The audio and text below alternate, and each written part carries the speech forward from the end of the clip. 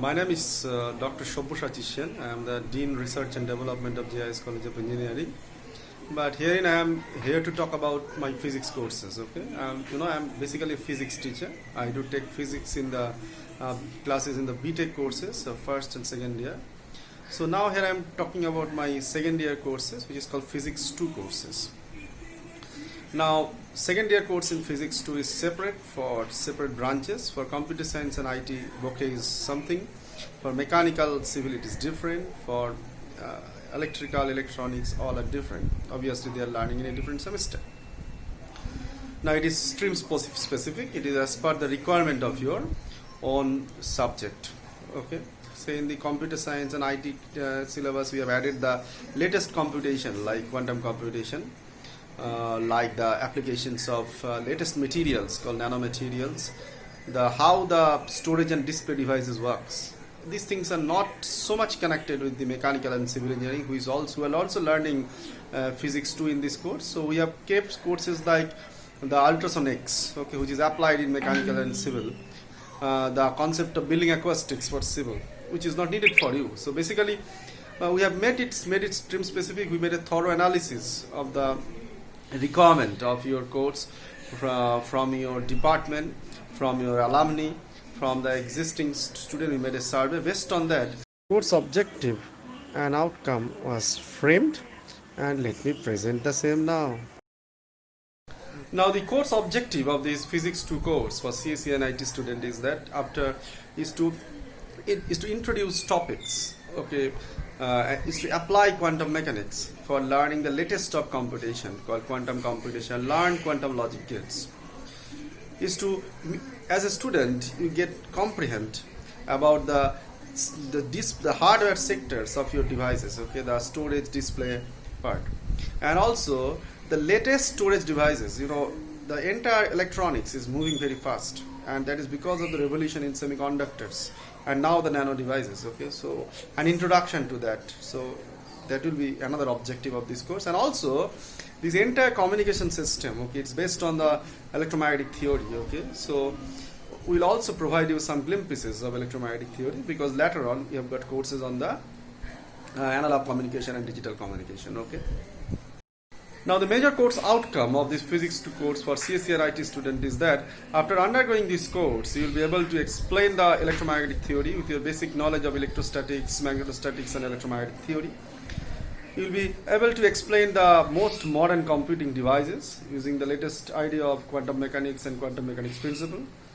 You will be able to explain the operation of the most modern storage devices, how it evolved from the magnetic storage to semiconductor devices.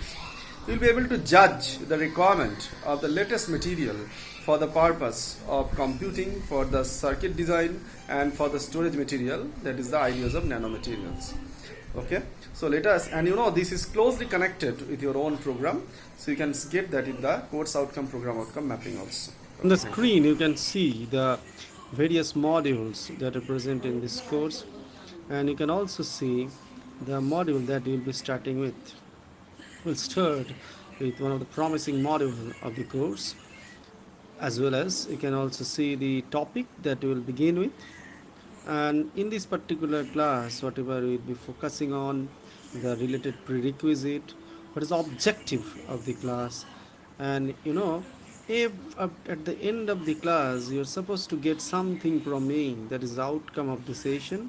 So that session outcome also you can see on the screen. So I promise you the journey is going to be very wonderful, so keep patience. So let us do. Hello and welcome to class 22 of my class on quantum mechanics 2. It is not, I have overcome quantum mechanics 2. We are now we are in the long way deep into the topic called physics 2. And quantum mechanics 2 was a starting point. We applied those quantum ideas in case of quantum computation. Now, from quantum computation, we learned about the nanomaterials, where again the ideas of quantum mechanics are applied. So it has been all the ideas, all the discussion of the microscopic world. Quantum physics is a physics of small particles, and that you explain, that you use those ideas in case of quantum computation, in realization of quantum bit by exploiting spin of electron. Okay, where quantum bit means a quantum mechanical state. Then we move into the latest material called nanomaterials, where again the laws of quantum mechanics are very dominant because of the low dimension. So now we are moving towards another topic of your course, that is called statistical mechanics. Again, statistical mechanics is a very vast subject. Okay, we used to study these are their separate papers, and uh, so basically in your course actually you only have need to know some very basic and fundamental knowledge, because some of the ideas of statistical mechanics are time and again needed. Okay, the world we are living here, you can divide all the particles in the world in two ways. Some of them obey the idea of, are the followers of an American scientist, and remaining half is half of them actually obey the follow the idea of Enrico Fermi, and remaining half obey the idea of an Indian scientist, S.N. Bose, popularly known as the Bose-Einstein statistics. So therefore, the world of statistics and that is the statistical mechanics is a very funny world. It's a world which is dominated by us also. Okay, because it's a highly theoretical area, and in the respect of theory, in the theoretical physics, we Indians have got a prominent role to play. Okay, so many ideas that you can see here also, being an engineering student also, if you do any future studies also and further studies also, this is an area where lot of the world is a highly this is a part of theoretical physics, people call it. So it's an approach where you describe many objects together, and when you are describing many objects together, you have to rely more on many mathematical interpretations. Okay, so this is the basic framework of the study of statistical mechanics. Now to answer the question, that is what is statistical mechanics and how it is dealt with, I would again be very fundamental. Okay, as I normally do, I start from the very basic, very elementary knowledge, very fundamental knowledge, that I'll do that same thing. Okay, this is my 22nd class, as you can see, this is me. Okay, now I'll start from the very basic. So question is that how the concept of statistical mechanics comes in. You see, the word statistics is connected with many particle case. We do not use statistics for one object or two object or three object. We use statistics for many objects. Okay, we use statistics for many objects together. Now that is connected with the word mechanics. Mechanics means it is connected with the motion. So now look at the picture. Look at the picture. I've got one ball, red ball is jumping. So that is a mechanics. It's a mechanics problem, but mechanics of one object. You see another red ball is moving. It is also a mechanics problem, but mechanics of one object. You see a cyclist is moving. Okay, it is also a mechanics problem, but mechanics of only one object. And Newtonian ideas are good enough to explain that. So you don't have to do anything else for this description. Suppose we move from one particle to two particles. Suppose two cards are moving. Two cards are moving, or two balls are jumping. Maybe two footballs are jumping, or maybe green ball and red ball are jumping. Or you can see two cards are moving. Okay, now you can always describe motion of two objects also, the concept of relative speed, or even two objects can collide also. So always it is easy to describe these two objects motion also. And your mechanical knowledge, that is Newtonian ideas, are again good enough for that. Now I move from two to three objects. Again, you can describe three objects. Okay, you see three objects are moving.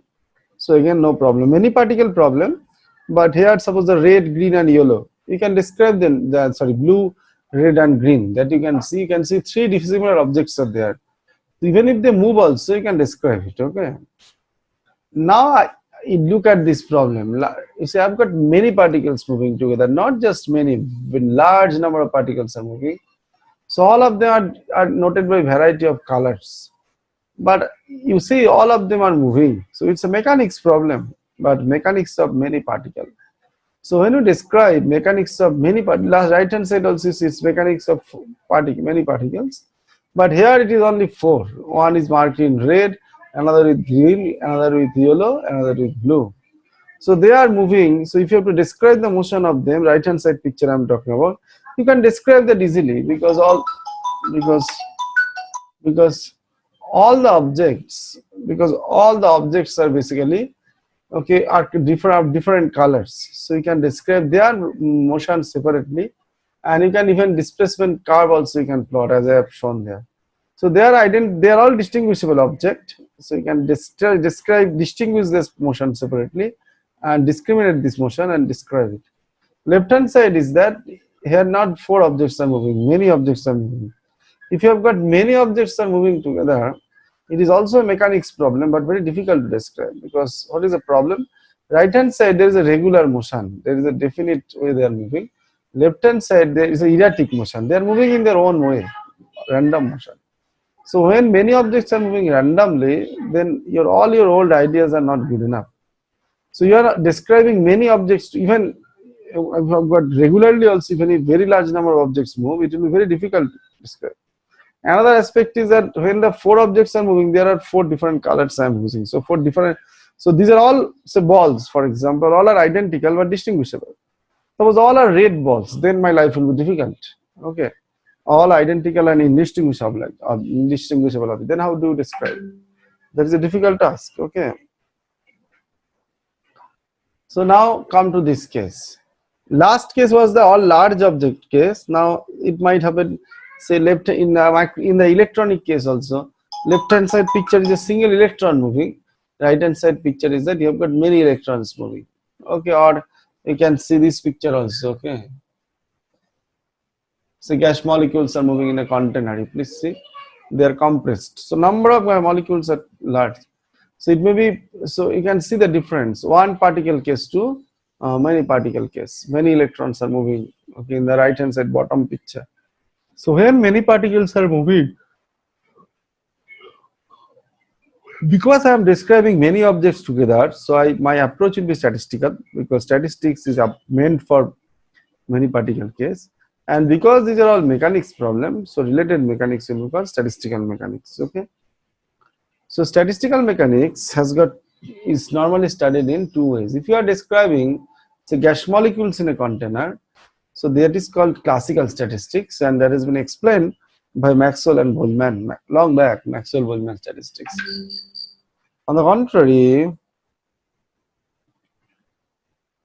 the quantum statistics, if you look at if you are describing say electrons, which are essentially quantum mechanical object, so they obey quantum statistics. Phonons, which are also coming because of quantum mechanics, so they obey quantum statistics. But the way we describe photons and phonon, in a similar way we cannot describe electron. Electrons most are described through the idea of Fermi and Dirac, and the photon and phonon are described through the idea of Bosch, S.N. Bosch. So they are called Bose-Einstein statistics. So now you see the 3 types of statistics. Suppose you have got gas, this is a classical statistic, Bose-Einstein statistics. Suppose in a container I have got gas molecules moving. How do you describe them? You describe what is the volume of the container, temperature of the container, energy of the container, pressure of the container. And here when gas molecules move by kinetic theory of the gas, you know all of them are moving randomly.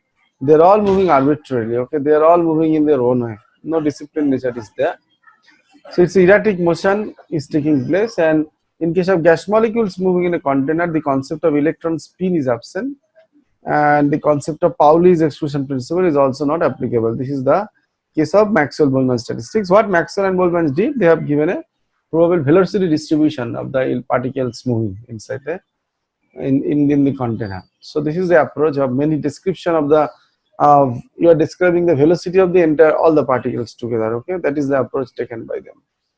Now in this basic definition of this basic description of Maxwell-Boltzmann statistics, one important term has come, that is spin of electron.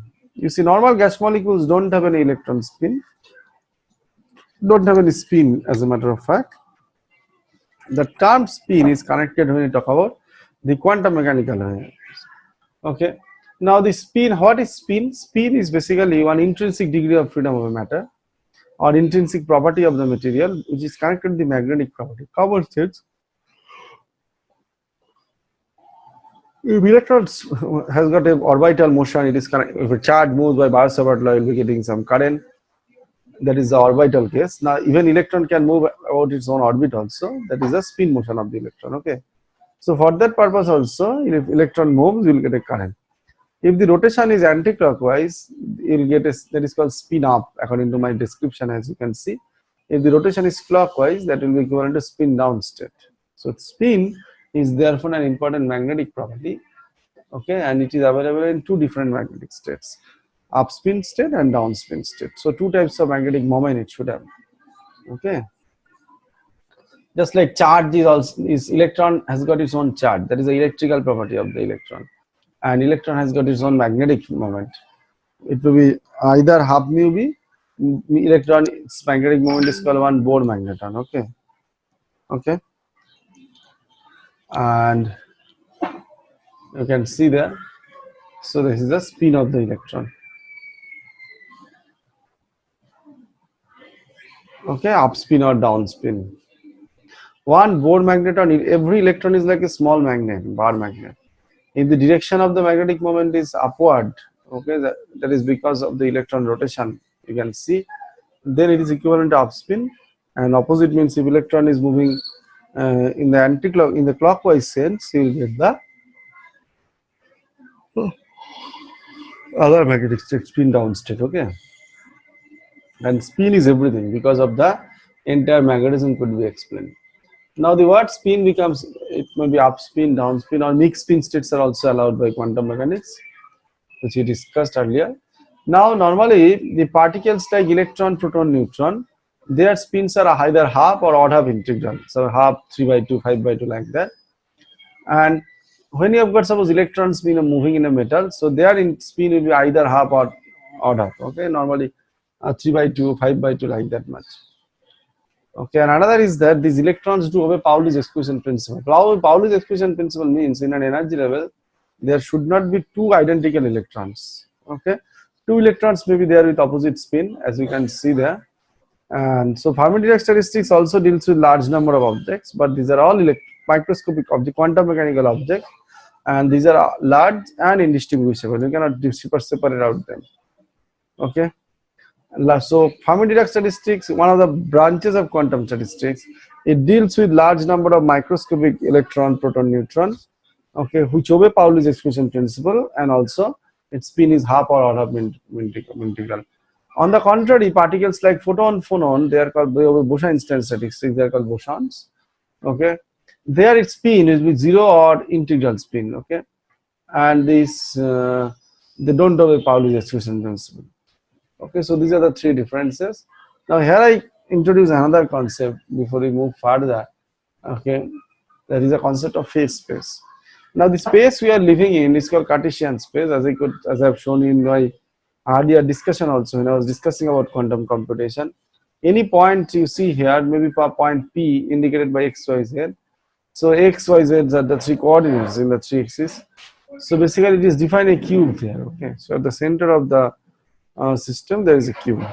Okay, now obviously it has got some, it is defining some volume element, but any point in the space means the position of an object. Now we define a space whose axes are not just space variable, okay, which is axes are made of both three position coordinate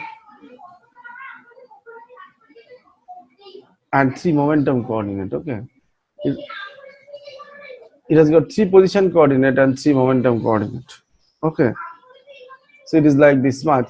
So that space, okay, or the position space is only defined with three Cartesian coordinate, where a point means position of an object. Now we are introducing a space where three axes are defined by Cartesian coordinates, x, y, z, position coordinates, and three more axes are there to define the momentum of the object. Okay, so three axes will be Cartesian, will be the position space axis, and three will be coming from momentum space, momentum coordinate. So any point here should have six coordinates, 3 x, y, z, and the three more is p, x, p, y, p, z. So any point here will not only describe, say, x, y, z is there to define the position, but p, x, p, y, p, z is defined to there to describe the momentum of the particle. So you are telling at a given point with which momentum the particle is moving. So basically, what does you are expressing the motion of an object. So which is a physical event. So this space, which is comprising of both position space and momentum, position and momentum coordinate, six-dimensional space, this is called a phase space. And a point in phase space actually refers to the uh, a point in phase space actually refers to the event. Okay, refers to an event. Okay. So basically Cartesian space means it defines only the position, but to describe the motion, physical motion, you have to go to the phase space, where a point means phase space event. Okay, just like the point R1 there. Okay, it is defining a matter is there with coordinate R1 moving with momentum P1, so it is defining the motion of the object. And in the next case, a point is described by some arbitrary vector R2. So that point is also defined by some momentum P2. Okay. So that is the message. In phase space, a point gives both position and momentum. So ultimately, it describes the motion of an object. Okay. This is a very important idea, the concept of phase space. Now, here I introduce two more terms called macrostate and microstate of the system. Macrostate means macroscopic property of a system. Suppose I've got a container full of gas molecules. So what is the volume of the container? What is the temperature of the container? What is the pressure of the pressure within the container? So this volume, temperature, pressure, or what is the energy of the system? This does not depend on the description of the individual particle. So these are called macrostates. But if you now get into the description of individual particle, what is the energy of each object?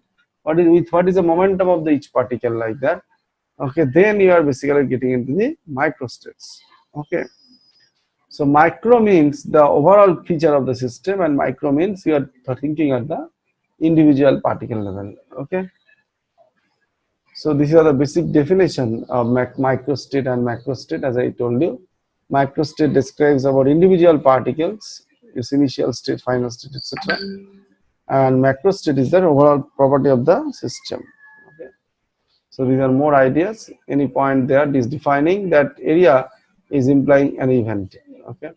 So now some popular questions I am presenting. Suppose I want to keep two particles in two energy levels. Now those two particles will be two balls. One is marked in red, another is marked in blue. Now how do I keep those balls in those two energy level according to the three statistics I mentioned? First one is Maxwell-Boltzmann, which is classical statistics. Where there is no rule out there, particles are all distinguishable, and the number of particles that you can keep in an energy state will be there is no restriction. Okay, so two particles, you can see red and blue, two balls. So both of them can stay in the energy level at the top. Other option is that is like AB.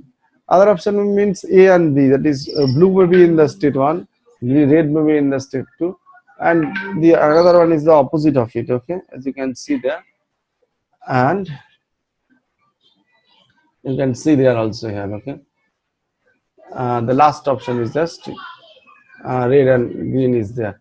Now the point is that you can see here the four options are there. So these are all four different microstates, because it is taking care of individual particles, their mutual adjustment, all these things. And number of macrostate is 2, because two cases we are talking about, either single particle in this state or two particles in this state. Okay. Now two particle is again two energy level. Now using Bose-Einstein statistics. Bose-Einstein statistics means quantum statistics. Particles are identical. All are red balls according to my drawing, but there is a restriction how many particles should be there in an energy state. So three options are there, that both of them are in the higher energy state, both of them are in the lower energy state, one in the higher, one in the lower. So microstate is 2, microstate is 3. Last option is the Fermi-Dirac statistics. Here number of particles should be 1 as they mentioned. Okay, so macrostate 1, microstate 1. So similarly, we can also discuss another issue. Suppose you want to keep two particles in 3 energy level, you'll get a formula like this. See, one option is this much, A and B, both of them are in there. The other option is that A is in the state 2, B is in the state 3, and vice versa. Another option is that one of them in state 1, another in state 3. That is another option. So 3 options are there. So 3 macrostates till now and 6 microstates because of alternate arrangement. Now 3 more cases is that both the particles are in the 7 energy level. So total 6 macrostates are there and 9 microstates. Okay. Now if you just do the same thing for Bose-Einstein statistics, what will happen? AB and A and B are same. So basically in the option 1 it will be all A. So basically number of microstate is also 1. In option 2 also same problem, number of microstate is also 1. In the third case also, okay, you can see the alternation doesn't matter. Okay, so we are basically generating 3 microstates from it. Okay, and the last option is always true. So total macrostate is basically, it will be, you can see there is a formula also, it is expected to be total macrostate will be 6, total microstate is already 9. Now come to the case of Bose-Einstein statistics. There is no AB business, all are identical particle. Okay, first option as you can see there. Okay, that both of them are in the state 1 and 2. Sorry, they are in the state 1 and 2, 2, 3, 1, 3. These are 3 options are always there. Now you can keep more than one particle in energy state, so those 3 will be there. So total number of macrostate is 2. That is either one particle will be there, next is 2 particle will be there, and total number of microstate is 6. Another option is the Fermi-Dirac statistics, where electron is described as electron with half integral spin or odd half integral spin. So if you have to keep those particles in the energy level, only condition is the energy level. In one level there should be one particle or electron. Okay. So out of all the options that is shown there, you can keep both the particles either in 1 and 2, 2 and 3, and 1 and 3. Okay. In this way, sir আমি আপনাকে 5 minute পর কথা বলবো, একটা recording শেষ হয়ে এসেছে 5 minute.